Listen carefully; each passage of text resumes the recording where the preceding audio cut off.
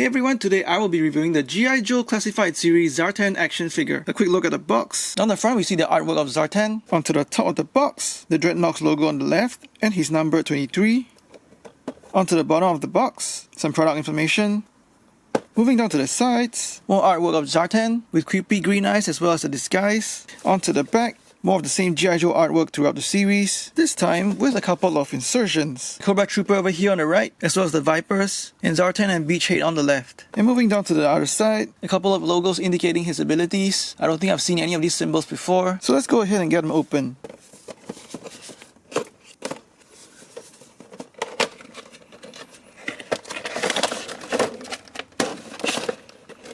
So after removing the action figure from the box, you can see the very nice Dreadnoks artwork insert. The figure is held nicely in place in a plastic tray, together with some accessories like his pistol, a knife, some attachments to his backpack, the mask disguise, as well as his backpack. First up, a look at the accessories. Here we have the two lucky charms. First up is the monkey's left paw, sculpted detail for the fur on the back of the hand, other details for the fingers as well as the insides of the palm. And next is a cobra head, sculpted with the jaw in an open position, paint on the inside of the mouth, as well as fangs on the top, cool sculpted detail, and you can also see the eyes on top, as well as the scales. Zartan has two holes on his belt, and you can peg in these lucky charms onto the holes of his belt. And again for the front hole, these two lucky charms hang nicely on his belt, or you can also peg these lucky charms onto holes on the back of his backpack, like so.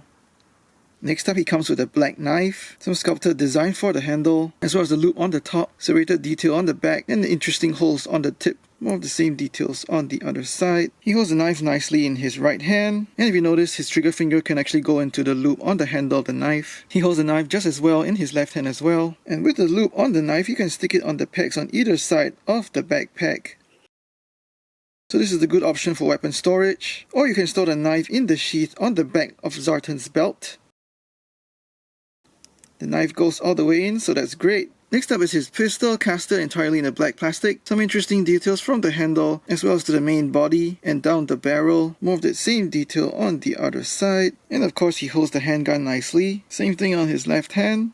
Holds the gun nicely as well, and similarly with the loop on the trigger area for his pistol, you can peg it into one of the pegs of his backpack, like so. Nice weapon storage feature. And his last accessory is his face mask disguise, sculpted and painted details with the brown eyebrows, the white out eyes, a strong nose, and then some brown facial hair. If you look on the inside of the mask, it's sculpted to fit Zartan's face, so that means Zartan can actually put on the mask. You can just put it on, and it's a nice snug fit. And popping the hood back on again. The face is a little puffy under the hood, but it still fits underneath, and the plastic on the mask actually matches the skin tone on the rest of Zartan. And lastly, a closer look at his backpack. It's got a design of an armored casing, some electronic hardware detail on the top. Moving on to the back, it's just plain and flat. The backpack actually opens up. And on the inside, more interesting electronic detail, as well as red paint on both sides. And this is where you can fit the mask disguise into the backpack. And all this sculpted detail for the electronics actually makes sense when you need to keep that mask well stored. And this is what the backpack looks like with all the accessories stored away. This is a fantastic option for weapon storage. And the peg on the backpack fits just nicely onto the hole on the back of Zartan. So with everything on the backpack, he can essentially go hands-free. So that's fantastic.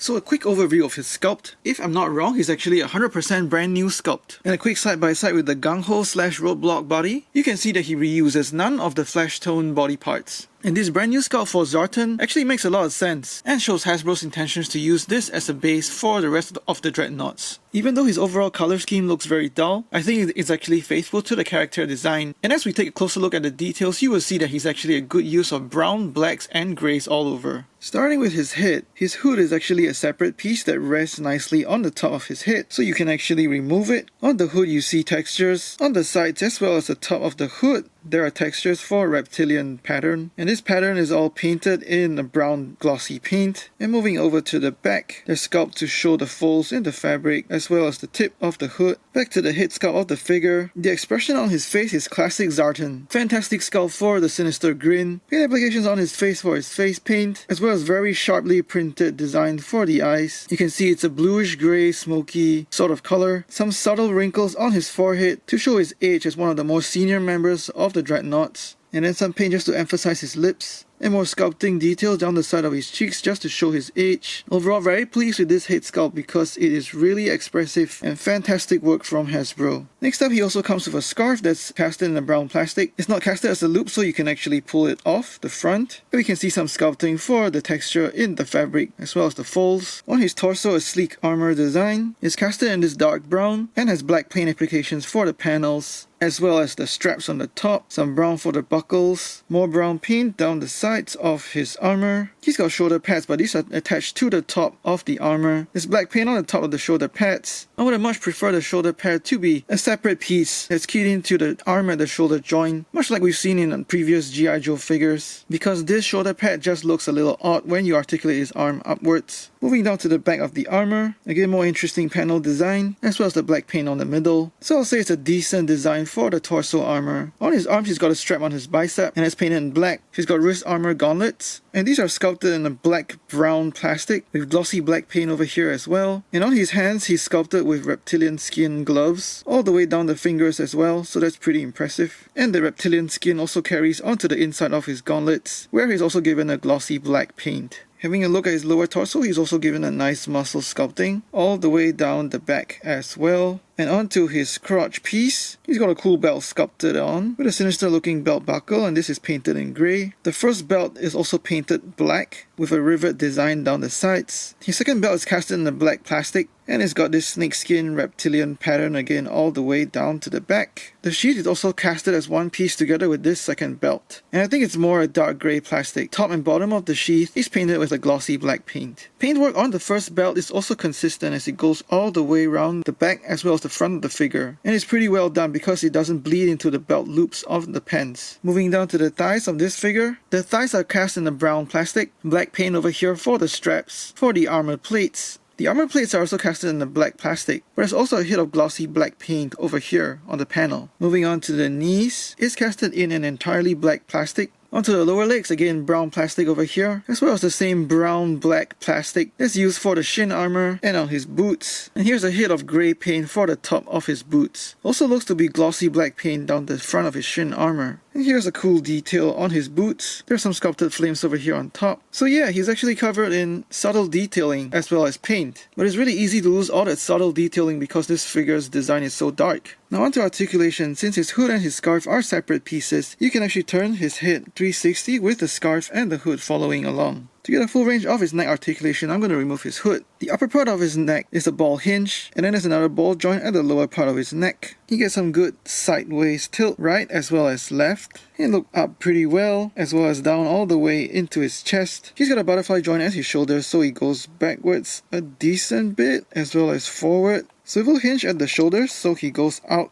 that far, as well as 360, but as you can see it looks really weird with the shoulder pad once it goes up. Bicep swivel for 360, double hinge elbows, pretty good range beyond 90 degrees, swivel hinge at the wrist, as well as articulation up and down. He's got an ab crunch, so good range forward as well as backward. Ball jointed waist, so you can get him to tilt right as well as left, some forward as well as backward tilt, and also a 360 swivel at the waist. He's got drop down hips which are pretty stiff, but it gives you extra range. Doing a split sideways, very good split, as well as good forward and backward range because of the drop down hips. Thigh swivel for 360, double jointed knees, so pretty good range. A boot swivel for 360, ankle tilt down as well as up, and then some ankle pivot outwards as well as inwards. So I noticed that the shin armor on the right calf isn't actually glued down completely. So that actually gives a better range, as you can see a more upward range on the right ankle as compared to the left one. The shin armor on my left one is entirely glued down. So you could actually peel it off slightly just to improve the range in the ankle. The functional articulation scheme and good range of storage options gives you a good level of playability and fun factor with all the accessories. Size-wise, Zartan stands at 6.5 inches or 16.5 centimeters. For size comparisons, here he is with the Joes, with Cobra Commander and Destro, Storm Shadow and the Red Ninja, some articulated icons ninjas, as well as some Marvel legends. Zartan is a departure from the vibrant colors that we've seen on the first wave of G.I. Joe Classified series. Despite appearing in a dull palette of blacks, browns and greys, there is a surprising range of paint applications that are easy to miss, but this is faithful to the character design. I do wish the shoulder pads were integrated into the shoulder joint instead of hanging off the top, and he could have more ankle tilt up and down. Besides that, I'm really pleased that all his accessories can be stored in the backpack. Last but not the least, his face sculpt and paint are spectacular and where I think this figure really shines. So overall, I will give him a strong recommendation. Please like and share this video, let me know what you think in the comments below, and subscribe to my channel for more toy reviews. Thanks for watching, take care and stay safe.